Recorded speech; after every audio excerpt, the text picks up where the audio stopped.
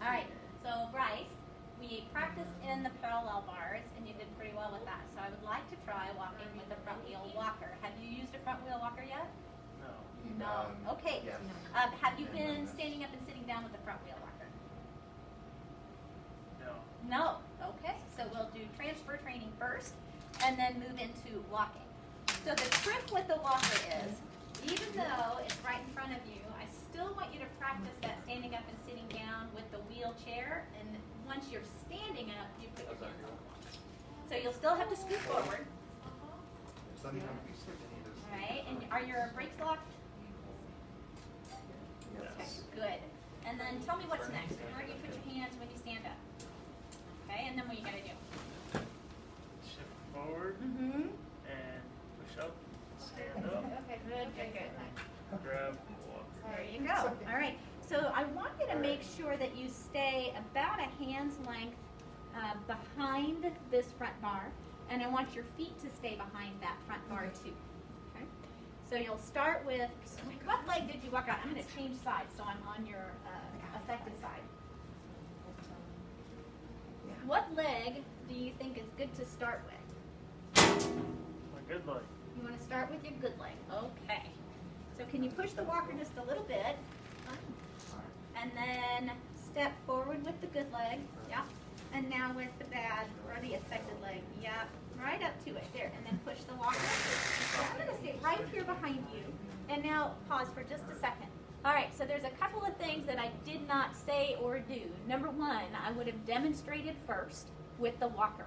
So show the patient what you're going to do with the walker, and then you can coach the patient through the process. The other thing is the way I'm guarding. If this is truly the first time I have somebody up with a front wheel walker, I want as much contact and closeness with that patient as I can get without preventing that patient from being able to progress forward. So I have contact with my right shoulder on his left shoulder, with my hip on his left hip, and I can then use two hands. So you see my right hand at the front of the belt. I can use that to help with weight shift if I need it, and then I can use this hand if he loses his balance to help support him and sit him back on my knee if I need to help ease him to the ground if necessary, right? So we are all set. I feel safe. Do you feel like I'm pushing you around or too close? I feel safe. So the trick about, you feel supported. The trick about this is I'm not lifting up and I'm not pulling back into me. I truly just have contact. And I want to draw, I'm not using this right hand, these fingers that are outside of the belt. You won't do that. I'm doing that because of that dislocated finger. I don't want to dislocate it again. So do as I say, not as I do in this instance. Okay. So then I have this foot that I can use as he steps forward to control the base of support if necessary. So if he steps forward with his right leg, as he's going forward with his left leg, go ahead and step forward. If he starts to scissor, I can use this foot to help him place the affected side. Okay, so go ahead and walk. Okay, and then go forward again. Yeah. So I'm giving him another visual cue, and he's not going to step on my foot, which might help him with placement. Go ahead. If I need this hand, I can encourage knee flexion, bend that knee. Yep. And press. Go. Yeah, doing great. Good. I have a hand free for cues if I need to encourage weight shift. So I can cue that weight shift if I need to. But I can also encourage extension if extension is the problem with the weight shift. There you go. So I can get extension and flexion. So you're doing well. I want you to try bigger steps. Can you take a bigger step with that right foot? Good. Push the walker. And then a bigger step with the left foot. Yep. Good. Again. There you go. All right. So that would be how I could get all of that attention that he needs. Now, if he doesn't need all of those cues, I can step back a little more and be a little further away so that he's getting less feedback from me, and then I can give occasional tactile cues. Tighten that muscle when you're swinging that other leg. Go ahead. Oh, that was stiff leg. So now, bend this knee. There, now tighten that muscle. There you go. So I can use tapping and whatever cues I need. I can cue posture, if posture is an issue. And then for turning, what I would say is, I want you to move your feet first in this direction. Yep, and then move the walker. Good, and keep turning, just like that. You think you can make it all the way back to your chair? Can you see your chair? Okay. So this time, keep your eyes on the chair so you're not looking down at your feet. And we're going to head back towards the chair. Ready to roll? Go for it. Good. Big steps. There you go. Yeah. Much better. Try to put that heel down first. There you go. Okay.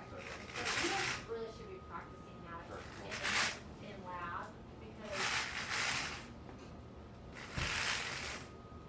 I mean if you were to come in and say I was lab. All right, do you remember how to turn? Like, can I go over Show me what yeah. we learned because I mean I expect you guys to not, remember everything the first time. So, obviously things forgot and should be like And now back up and tell me when you feel the chair on the back of your legs. Cautioning and there was some other, going to slow proximal. Okay.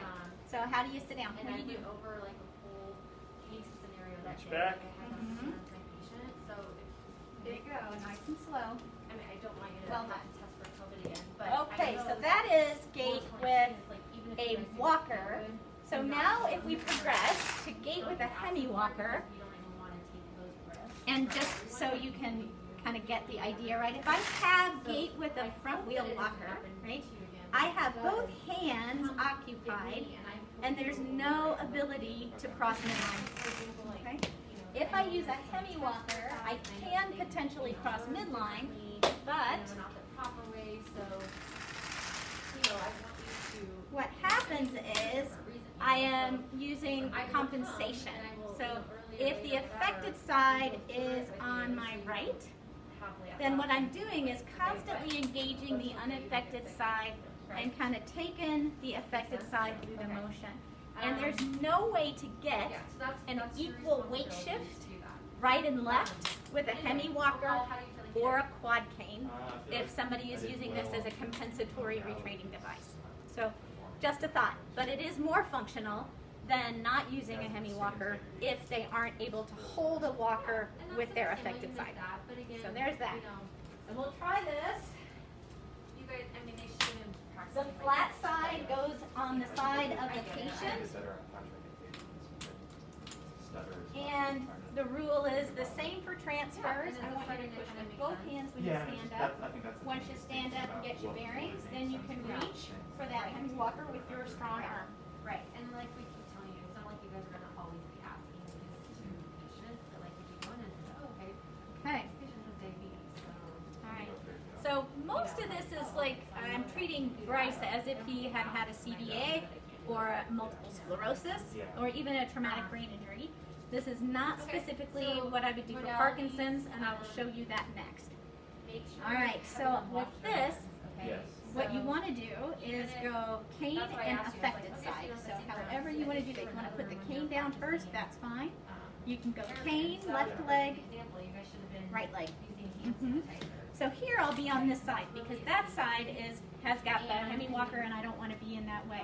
I can get low, I can provide cues, I can support, however I need to support. Mhm. But you can see that I wouldn't want to do this with somebody who really needs more than moderate assistance.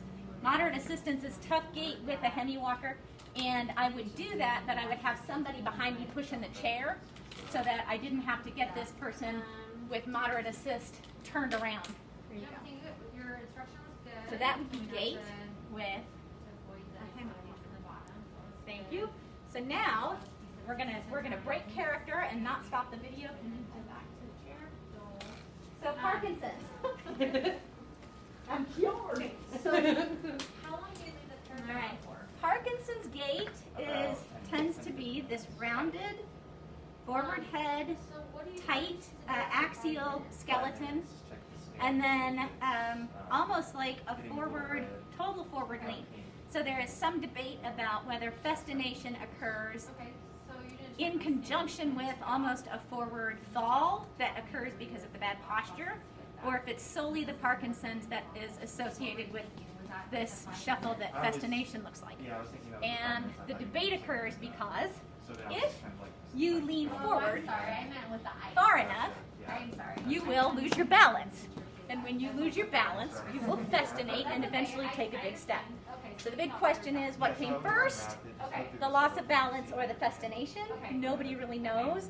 What we know is they are super duper common, and it's a sentinel sign of Parkinson's disease. So if my hand was in the paraffin and I was fine. So when you are walking with somebody that has Parkinson's disease, the best that you can do for them is try to normalize posture first, get an upright posture, and try to prevent that forward lean, because forward lean accentuates that festination. Just like I showed you before, if you're leaning forward, you're going to lose your balance and use your stepping strategy, right?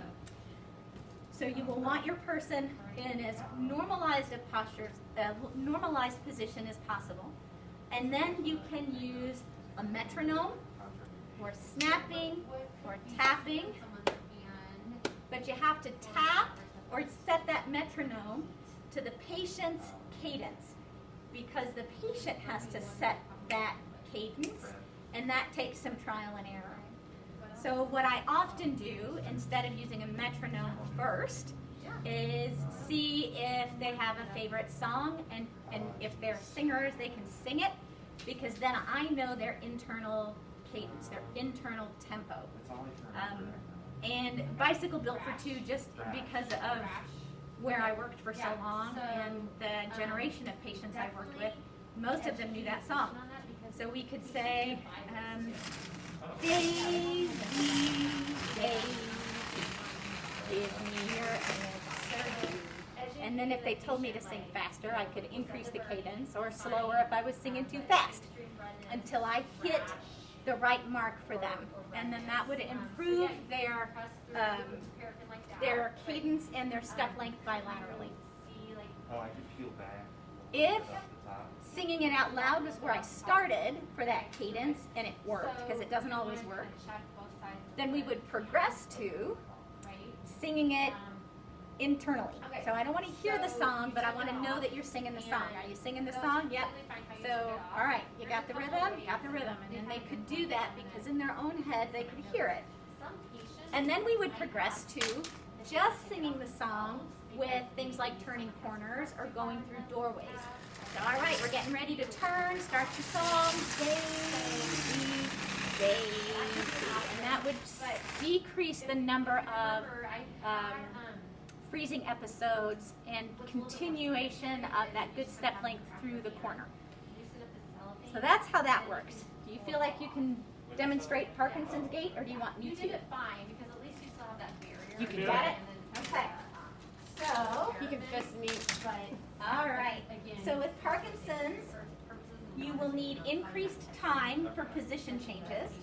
So as you start, it's going to be a little slower to activate the muscles because of that bradykinesia, sometimes even during the on stage of medication. So go ahead, and when you're ready, you stand up. Mhm. So what I do is wait. I wait for that patient to feel if they are just stuck or freezing, or if they actually need a boost. Sometimes if you boost somebody and they're in a freezing phase, it will amplify the freezing phase because it causes stress to the patient. So I didn't pull on Bryce. I didn't really give him any assistance. I waited for him to either get stuck or for me to feel increased weight on the belt before I provided assistance. All right, so before we go, I want you to try to tuck in those hips and stand up tall and pull those shoulders back. You can let them drop a little bit. There you go. So here is the position I want you to try to walk in. All right, when you're ready, push the walker and start walking. So what you'll see at the initial is maybe they'll try to move their knee, their legs, but they can't. So that's that bradykinesia, getting ready to roll like a good cartoon. You know, you see the dirt fly before they take off. All right, and then they can start walking. Daisy, Daisy, give me your answer, Daisy. I'm half crazy, all for the love of you. It won't be a stylish marriage. I can't afford the charge. All right, so that's what you would do. I'm not expecting you all to sing. You can all just use tapping or a metronome of some sort. What I want you to understand is that working with somebody with Parkinson's, music, tempo, sometimes visual cues, all can help. And you've seen the videos associated with that, or you will have, because we're about to do Parkinson's intervention for the recording. So there's that. And again, this is probably. All right, I think that's all. Thank you. But